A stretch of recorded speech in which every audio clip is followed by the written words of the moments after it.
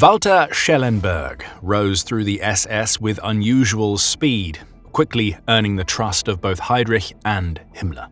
By 1942, he controlled the Third Reich's foreign intelligence service. But as Germany's defeat became inevitable, Schellenberg set out to secure something no one else in the Nazi leadership dared to chase: a future. Was this strategy or survival? Walter Schellenberg was born on January 16, 1910 in Saarbrücken, a border city shaped by shifting politics after the First World War. His family belonged to Germany's professional middle class, which valued education and public service. After finishing school, he first tried studying medicine but soon changed course, and in 1929 he enrolled at the University of Bonn to study law. Like many young men of his era, Schellenberg gravitated toward nationalist groups during a period of economic instability. In April 1933, months after Adolf Hitler became Chancellor, he joined the SS. The organization was expanding rapidly, and it attracted ambitious recruits eager to build careers in the new regime. Schellenberg initially served part-time while completing his legal training, but he impressed senior officers with his intelligence and language skills. In 1934, Schellenberg became a full-time member of the Sicherheitsdienst, or SD, the intelligence branch of the SS led by Reinhard Heydrich. This decision changed the course of his life. The SD valued educated recruits who could analyze political threats, interpret foreign press reports, and map the relationships between rival movements. Schellenberg fit the profile. He produced detailed assessments, demonstrated a talent for briefing superiors, and showed a willingness to adapt to the SD's aggressive methods. By 1936, the SD was playing a larger role in shaping internal and foreign policy.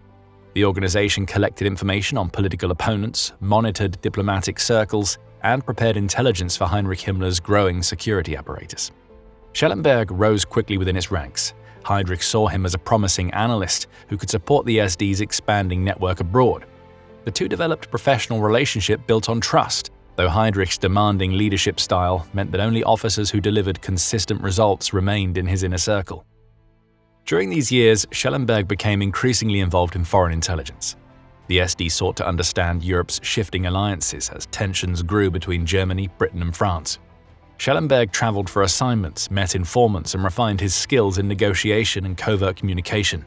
He also developed contacts within the Foreign Office, which allowed him to navigate the political rivalries between traditional diplomats and Himmler's security organizations. As the decade progressed, pressure on intelligence services intensified. Germany's reoccupation of the Rhineland in 1936, the Anschluss with Austria in 1938, and the annexation of the Sudetenland later that same year demanded rapid intelligence assessments. Schellenberg's reports helped shape operational decisions. By early 1939, Schellenberg had become a recognized figure within the SD's Foreign Intelligence Division. When the war began in September 1939, Schellenberg was already positioned within the SD's Foreign Intelligence branch. The British Secret Intelligence Service, or SIS, had begun informal contacts with what they believed were anti-Nazi officers. Schellenberg and his team saw an opportunity. Working under Heydrich's direction, they developed a plan to lure the British into a meeting near the Dutch border. On November 9, 1939, events unfolded near the small town of Venlo in the Netherlands. Schellenberg helped arrange a supposed negotiation with British agents Captain Sigismund Payne-Best and Major Richard Stevens. Both men believed they were meeting representatives of the German resistance. Instead, German operatives crossed the border, seized them, and brought them back into the Reich. The operation shocked Britain and embarrassed the SIS. It also gave the SD intelligence files, personal documents, and insights into British espionage practices at a crucial stage of the war. The Venlo incident became one of the most discussed intelligence operations of the early conflict. The incident also provided the German government with political justification for future military operations in the Low Countries.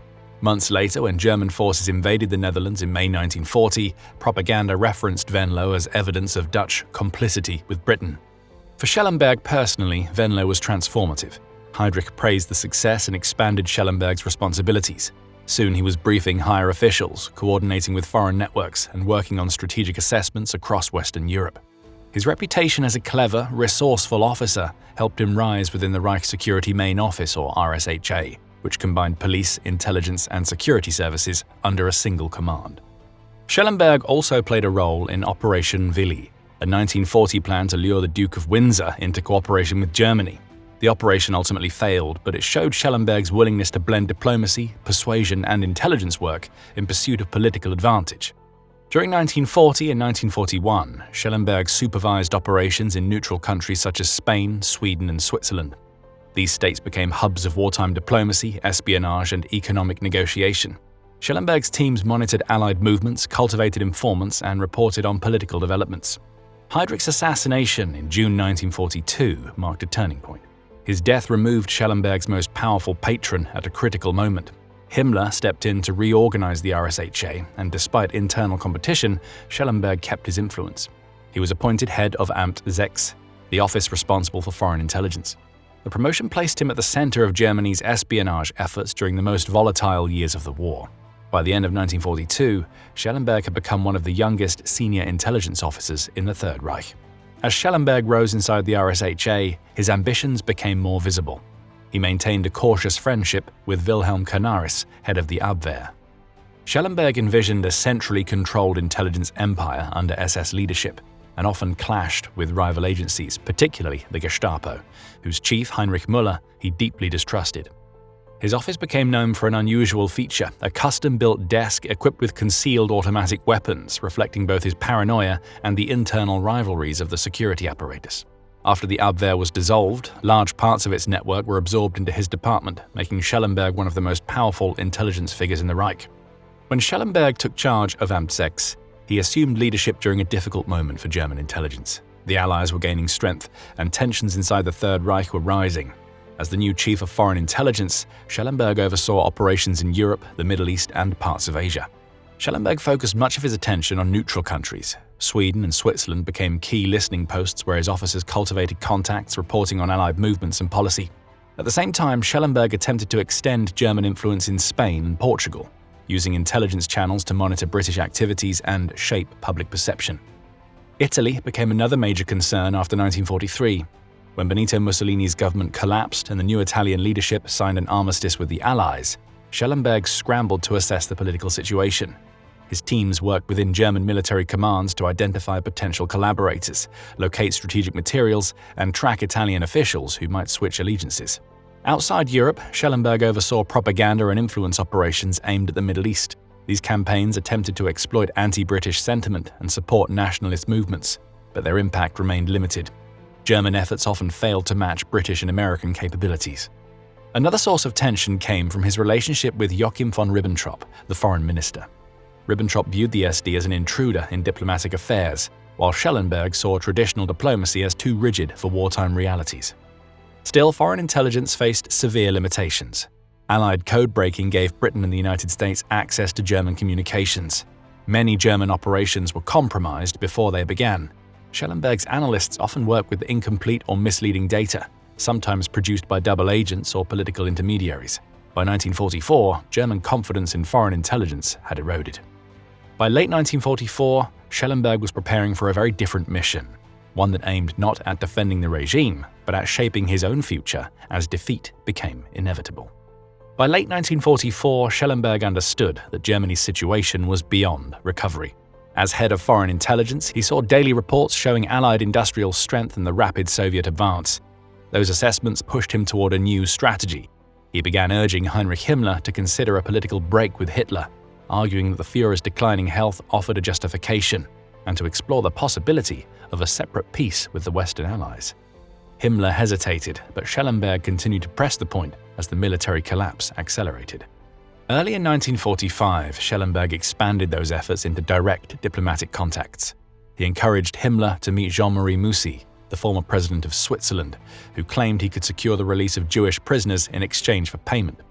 At the same time, Schellenberg worked to open channels to the Western Allies through Count Volker Bernadotte of the Swedish Red Cross. He had already acted as an intermediary with Bernadotte in negotiations over prisoner transfers, and now he hoped those contacts could develop into a broader political opening. In April 1945, Schellenberg traveled to Stockholm to organize further meetings with Bernadotte on Himmler's behalf. Both men believed that the remaining Jewish prisoners in German custody could serve as leverage in discussions with the West. To demonstrate goodwill, Schellenberg arranged the transport of roughly 1,700 prisoners out of German-controlled territory to Sweden and Switzerland. Himmler approved the transfers, but when Hitler learned of them, he halted any additional evacuations. The episode later became central to debates over Schellenberg's motives, whether he was trying to prevent further suffering or simply positioning himself for more favorable treatment after the regime collapsed. As Germany surrendered in May 1945, Schellenberg retreated to the government center in Flensburg, where Admiral Karl Dönitz briefly led the last remnants of the regime.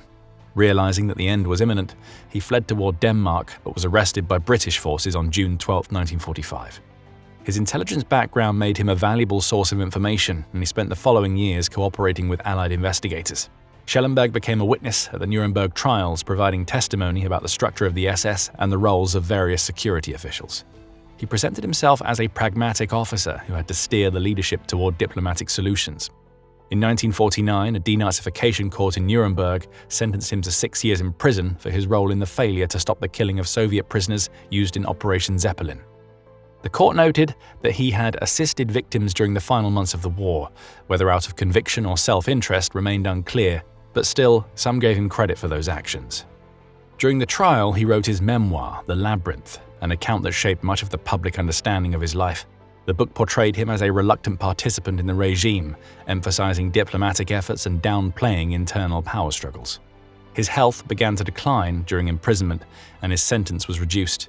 He was released in 1951 due to serious illness. After his release, Schellenberg moved to Italy, settling near Verbania on Lake Maggiore. He died of cancer on March 31, 1952 in Turin at the age of 42. If you enjoyed this video, watch Heydrich Müller, the Gestapo chief who vanished after World War II, next. And as always, like, subscribe, and hit the bell for more History Inside, and we'll see you in the next one.